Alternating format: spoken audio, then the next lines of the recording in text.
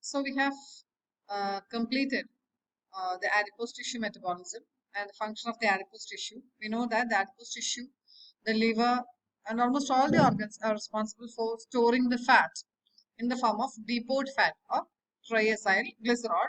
And the main function of the adipose tissue, the TG stored in the adipose tissue, is to generate energy whenever there is a necessity. Okay, so the adipose tissue has been completed. Now we move on to another area, that is metabolism of lipoproteins. So what are lipoproteins? Uh, Lipids combined with proteins are known as lipoproteins. We know that the plasma lipid, that is, the body consists of huge quantities of fat, right? And small amount of fat is, or the plasma is circulating in the plasma. And the total plasma lipid is around 400 to 600 milligrams per deciliter, right? So the total plasma lipid concentration is around 400 to 600 milligrams per deciliter, of which the major constitution or the major composition or the major component is the cholesterol. Cholesterol constitutes about 40 percentage. So of the 400 to 600 milligram per deciliter of total plasma, 40 percentage of it is made up of cholesterol, right? Then a remaining 30 percentage is constituted by phospholipids. Okay, phospholipids, and 40 plus 30, 70. Then a small percentage is constituted by 20, or that is the remaining concentration is actually made up of by triacylglycerol or TG and other fat soluble molecules, right? They're like fat soluble vitamins and all, right? So this is the composition of total plasma lipid. That is, the plasma contains lipids, and the lipids there are different classes of lipids. It may be made up of cholesterol, or it may be phospholipids, TG, free fatty acids, then fat soluble vitamins, etc. So of the 400 to 600 milligrams per 100 ml of plasma, 40% of, or majority of the concentration, not majority, 40% is constituted by cholesterol. Remaining 30% is made up of phospholipids or constituted by phospholipids. 20% is the triacylglycerol. TG is transported. 20% of TG is transported in the plasma in order to get supplied to various tissues or for the energy purposes and all. Okay, then the remaining 10% is constituted by other, like free fatty acids, fat soluble vitamins, etc. So that forms the composition of plasma lipids. Now, what is the importance of lipoproteins? We know that lipids are insoluble in blood because blood is aqueous in nature, and the lipids are hydrophobic in nature. They are only lipophilic in nature. So how can these lipids be transported in the plasma?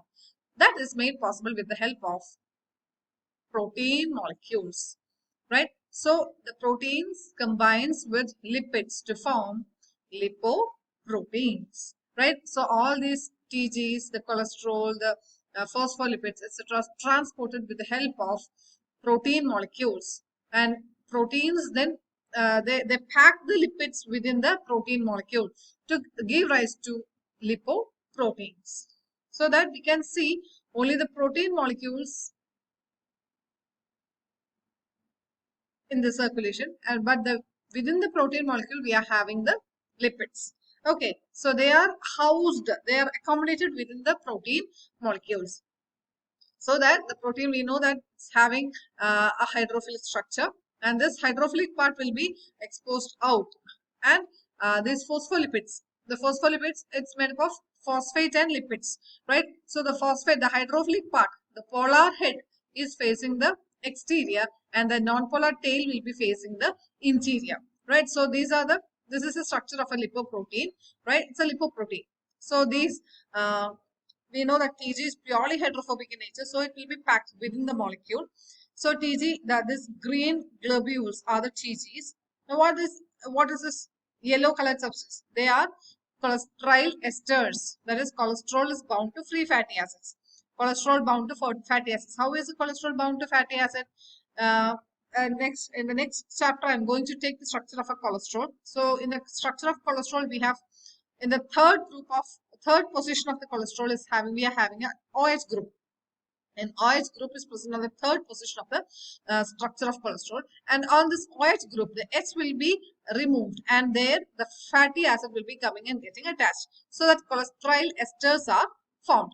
Right? So these cholesterol esters, that is cholesterol bound to fatty acid. What do you mean by an ester? Ester is the combination of an acid with an alcohol. Acid and alcohol combine water, the remaining substance we call it as a ester bond. Right? So cholesterol, we are having an OH group on the third position. That OH group reacts with the fatty acid, COOH.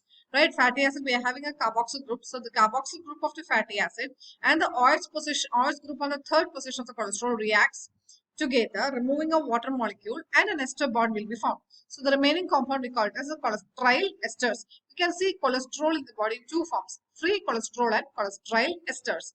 Right? So cholesterol esters will be packed within the lipoproteins, because cholesterol esters transports, or they are carrying fatty acids along with this. So we know that fatty acids are purely hydrophobic in nature. Right? Cholesterol is somewhat polar because it's having an OH group. Third position OH low and polar nature. But cholesterol esters are purely hydrophobic because the OH is replaced with the ester formation. Okay, so cholesterol esters will be seen within the lipoprotein along with TG molecule. Right? So this forms the interior of a lipoprotein molecule. And what can we see the outside? This is a three-dimensional structure of a lipoprotein molecule. So when we cut the lipoprotein molecule, we can see that the TG and cholesterol esters are accommodated within the molecule. And what all things we can see outside. See, this is a cut portion. So it's a cross section. Okay, so what can you see here? It's these are the phospholipids. See, they are having a hydrophilic head or polar head and a non-polar tail. So this non-polar tail forms the interior, and they are in contact with the hydrophobic environment of the lipoprotein molecule, where the lipids are accommodated, that is TG and cholesterol esters, while the polar head is facing outside. Now what is this yellow color? Yellow color is nothing but the free cholesterol. We again known as cholesterol is having an OH group. So this OH group is somewhat hydrophilic in nature. So that's why cholesterol is exposed out, while cholesterol esters are accommodated within the lipoprotein. Right? So this is these are the substances which are being transported by the lipoproteins. So these are all forming the lipid part. Now, what is the protein part? So this is a protein molecule. This is one. This is another type of protein, right? So the protein part of lipoprotein we call it as the apolipoprotein. The protein part, when we call enzyme. Some enzymes are hollow enzymes. What do you mean by a hollow enzyme? The metallic part and the protein part. The protein part, non-protein part, enzyme we call it as a hollow enzyme, right? So the apo part, the protein part of the enzyme we call it as a apoenzyme. Right? And the non-protein part we call it as a coenzyme or cofactors. So similarly, in the case of lipoproteins also, the protein part of the lipoprotein we call it as the apolipoprotein, or simply apoproteins, and the remaining forms the lipid part. Okay, so together the apoprotein and the lipoproteins, the lipid parts gives rise to the lipoproteins, right? So what is the structure of a lipoprotein? The lipoprotein is nothing but the combination of a lipid and the corresponding apoprotein. So when an apoprotein combines with the lipid part, we call it as a lipoproteins. And the function of one of the main functions of the apolipoprotein, or one of the main functions of the lipoprotein is to carry or transport the lipid molecules in the circulation, being them hydrophobic in nature, right? So the exterior of the lipoprotein is made up of the phospholipids, free cholesterol, and the protein components, while the interior of the lipoprotein is purely made up of TG and cholesterol esters. Clear? So this forms the general structure of a lipoprotein. And the protein part of the lipid is known as lipoprotein is known as apolipoproteins. There are different classes of apolipoproteins. We come to it again. The apolipoproteins, again, there are two different types. That is, there are integral proteins and surface proteins. When you were studying the structure of a cell, cell membrane structure you might have studied about the proteins. There are different types of proteins present on the cell membrane: integral proteins and surface proteins. What do you mean by or peripheral proteins? What do you mean by peripheral proteins? They can be seen only on the periphery. Mainly matram nikkana proteins we call it as peripheral proteins. Avarkku a strong bond onnu avilla. They are loosely attached onto the surface, while integral proteins forms a part of the cell membrane. Similarly, in the lipoproteins also, there are two different types of apoprotein. There is the integral protein and the peripheral protein. So this is an example for an integral protein. That is, it is communicating with both the exterior side and also the interior side. So the lipoproteins, they are amphibolic molecules. That is, they will be having a hydrophilic part, and in the interior they will be having hydrophobic part. Okay, and based on there are different classes of lipoproteins. There are apoproteins are of different types. Again, they are further divided into two types: integral proteins and peripheral proteins. So this is an example for an integral protein in which the apoprotein is having a communication with both the exterior environment and also the interior environment. It is spanning the membrane. So such a protein we call it as a integral protein, as an integral protein. While the surface proteins can be seen on the surface only. They will be lying on the surface only. So such proteins are known as peripheral proteins. So peripheral proteins are there, and also integral proteins are there. And again, different types of apolipoproteins are there, like ApoA. ApoA is further divided to ApoA1, A2, etc. Then ApoB, ApoB100, ApoB48, ApoC, ApoE. Right? So different types of apolipoproteins are there, and the apolipoproteins are mainly synthesized by the liver is the major site of synthesis of all the apolipoproteins, because we know that liver is a factory of the body. So proteins, almost all the proteins are synthesized by the liver only. But in case of apolipoprotein, one of the protein is synthesized by intestine, right? So intestine also can synthesize one or two apoproteins. Otherwise, all the enzymes or all the proteins are synthesized by the liver. So which are the sites where the proteins are apolipoproteins are synthesized? We come to it in the next in the later slides. I'll show you. But now you understand that lipoproteins are of two different types: integral proteins and surface proteins. So these proteins, either they form an integral part of the lipoprotein, or they may only form a peripheral protein. Okay, so peripheral means they can be seen only on the periphery. They will not be having any contact with the interior side of the lipoprotein. Right now, lipoproteins are classified mainly into 5 different types based on their difference in density and electrophoretic mobility.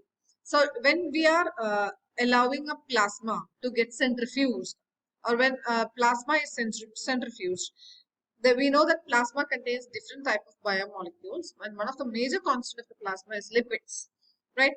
So the lipids or the plasma, when it's subjected for centrifugation, based on the differences in the densities, we can get different layers. Okay, especially in case of a lipemic serum. That is, what do you mean by lipemic serum? That is a serum or a plasma rich in lipids. Lipid content when a person is having more than enough quantities of fat in his diet. ഒരു ഡയറ്റില് fat content കൂടുതലാണെങ്കിൽ ആ person naturally എന്തുണ്ടാവും? അവരുടെ സെറത്തിലുള്ള അല്ലെങ്കിൽ അവരുടെ ബ്ലഡിൽ എന്തുണ്ടാവും?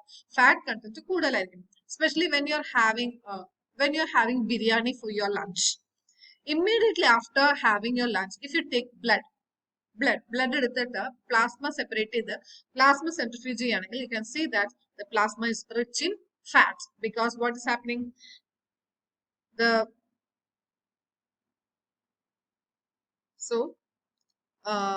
centrifugation, when the plasma is centrifuged, you can see different layers of lipids. Lipoproteins are getting suspended as different layers. So these different layers we call it as different classes of lipoproteins. So it is based on the density difference, the different layers can be separated. So similarly, if you are subjecting the same plasma or serum for electrophoresis is a separation using electricity. You know that serum contains charged particles. So because of that, when serum is subject for electrophoresis, serum proteins will be getting separated. Proteins are charged molecules. So lipoproteins contains proteins. So naturally lipoproteins can be separated using electrophoretic mobility, right?